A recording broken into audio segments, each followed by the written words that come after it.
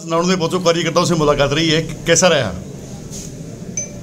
सबसे पहले तो यहाँ पर उपस्थित सभी पत्रकार साथियों को नव वर्ष की हार्दिक शुभकामनाएं देता हूँ और परमपिता परमात्मा से प्रार्थना करता हूँ कि वर्ष 2025 आप सबके लिए, आपके परिवार के सभी सदस्यों के लिए बहुत मंगलमय हो, खूब खुशियाँ लेकर के आए, आपके परिवारों में तरक्की, उन्नति और खुशहाली हो और समस्त हरियाणा प्रदेश के जनता के लिए, इस हरियाणा प्रदेश के पूरे परिवार के लिए वर्ष 2025 बहुत बहुत खुशहाली और सुख और समृद्धि लेकर के आए।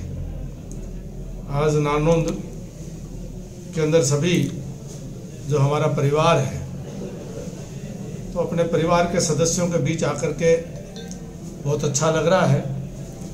जब जब परिवार में आते हैं तो निश्चित तौर पर बहुत ऊर्जा मिलती है और हौसला मिलता है। अपने साथियों के बीच में आकर के आज फिर से एक बार साथियों को उत्साह को देख करके एक नई ऊर्जा का संचार महसूस कर रहे हैं और अपने परिवार के सुख दुख में शरीक होने का अवसर प्राप्त हुआ है। एक बार फिर जी हल्के की जो विकास की गति थी ना, वो दोबारा फिर रुक गई है, कोई विकास कार्य नहीं हो रहे हैं। तो लोग कहते हैं कि भाई कैप्टन अभिमन्यु को आगे विकास कार्य करवाने चाहिए क्योंकि उनकी पार्टी की सरकार है। कि मैं सरकार में प्रार्थना करूंगा कि हमारे क्षेत्र के विकास कार्य उनमें विशेष रुचि लेकर के अधिक से अधिक हमारे क्षेत्र के विकास कार्य सरकार करे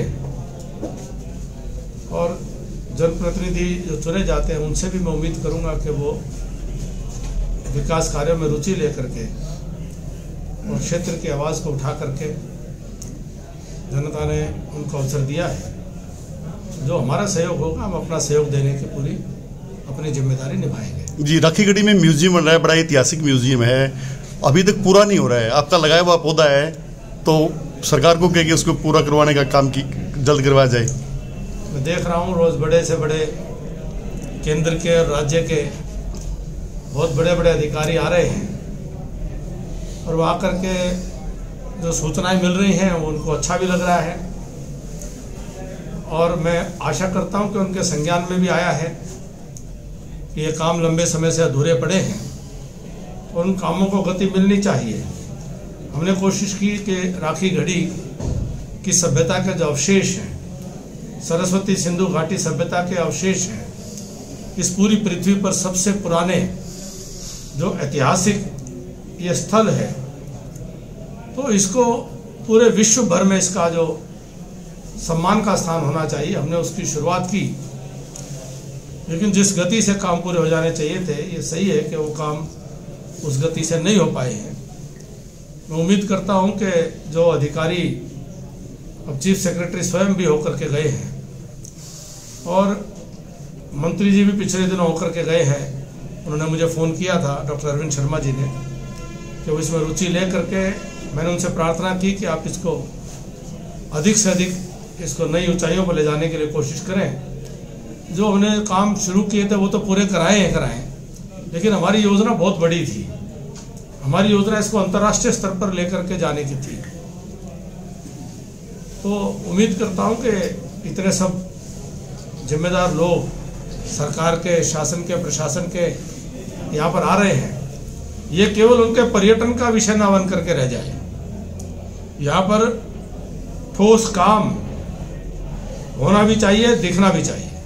जिस सरकार द्वारा जो भी इस क्षेत्र में कार्य करवाए गए हैं, जब भी कोई बड़े मंत्री आए, कप्तान अभिमन्यु ने दूरी बनाई है जी उन कार्यक्रमों से, ऐसा क्यों? जी, मेरी कोई दूरी नहीं है। अरविंद शर्मा जी आए, राखीगढ़ी बड़ा महोत्सव था, मुझे सूचना ही नहीं।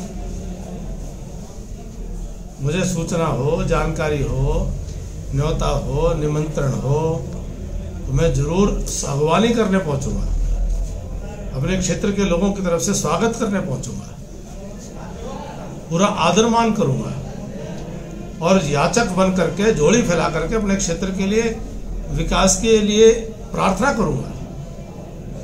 की सेवा में अपना रात दिन लगा के काम किया और रात दिन में मैंने कुछ नहीं देखा सिवाय अपने हल्के के विकास के लिए। और 36 बिरादरी को सबको बराबर मान सम्मान दे करके अपने इलाके की, अपने भाईचारे की सेवा करने में अपनी तरफ से कोई कोर कसर नहीं छोड़े। अब ये तो जनता के ऊपर है, जनता जिसको अवसर दे उनकी जिम्मेदारियां बनती हैं कि वो ठीक है, हर सीट के ऊपर सरकार के प्रतिनिधि नहीं बनते, कई पक्ष के बनते हैं, कई विपक्ष के बनते हैं, परंतु जनप्रतिनिधि का एक कर्तव्य होता है कि वो अपने क्षेत्र के विकास के लिए निरंतर प्रयास करके उन कामों को करवाएं। मुझे मौका दिया गया, मैंने अपना जी जान लगा के काम किया। आज भी जितना मेरा बस का है, जहाँ तक मेरी चलेगी, मैं अपनी कोशिश जरूर करूँगा अधिक से अधिक काम हो सके लोगों के करवाने के। मेरा अपना कोई निजी काम नहीं। भाजपा के कुछ एमएलए नाराज बताए जा रहे हैं, वो मुख्यमंत्री से मिले थे कि भाई हमारे जो तबादले हमारे कहने से किए जाएं, तो मुख्यमंत्री ने कह दिया कि भाई तबादला की तो ऑनलाइन हमने रणनीति बनाई हुई है, ऑनलाइन ही होंगे। तो इससे कुछ एमएलए नाराज बताए जा रहे हैं। मेरा को ऐसी ना कोई जानकारी है ना मैं इन चीज़ों का, मैं समझता हूँ भाजपा एक परिवार है, परिवार के अंदर बैठ करके सब बातें होती हैं और मुख्यमंत्री जी सबकी सुनते हैं। अभी कप्तान साहब को कोई बड़ी जिम्मेवारी मिलने वाली है संगठन में? मेरे पास पहले से ही जिम्मेदारी है, मेरे पास सबसे बड़ी जिम्मेदारी है कार्यकर्ता की। कार्यकर्ता जो है कभी भूतपूर्व नहीं होता, तो मेरे पास मेरी दृष्टि में बहुत बड़ी जिम्मेदारी है। मैं एक कार्यकर्ता हूँ और सदा रहूँगा। दिल्ली में चुनाव की घोषणा हुई है, 5 फरवरी को चुनाव होने हैं, 8 को मतगणना है, तो दिल्ली में क्या रहेगा आपकी बार? निश्चित तौर पर भारतीय जनता पार्टी की बहुत बड़े बहुमत के साथ दिल्ली के अंदर सरकार बनेगी।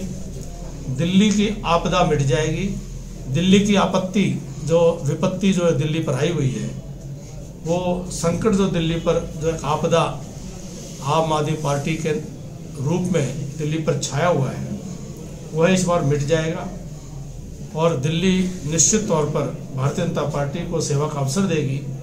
और जो बहुत लंबे समय से दिल्ली में विकास रुका हुआ है, अब दिल्ली भी पूरे देश की भांति वह विकास की मुख्य धारा में शामिल होकर के डबल इंजन की सरकार पर चलने का काम करेगी। पैसे बांटने का आरोप लगाया जा रहा है, प्रवेश वर्मा की एक वीडियो भी वायरल हुई थी। नहीं, उन्होंने तो खुल करके कहा है, उनके संगठन जो स्वयंसेवी संगठन है जिसमें आप और हम सब लोग मिलकर के समाज के सहयोग से वह बहन बेटियों का मान सम्मान कर रहे हैं और जो कानूनी रूप से उसमें कोई गलत नहीं है।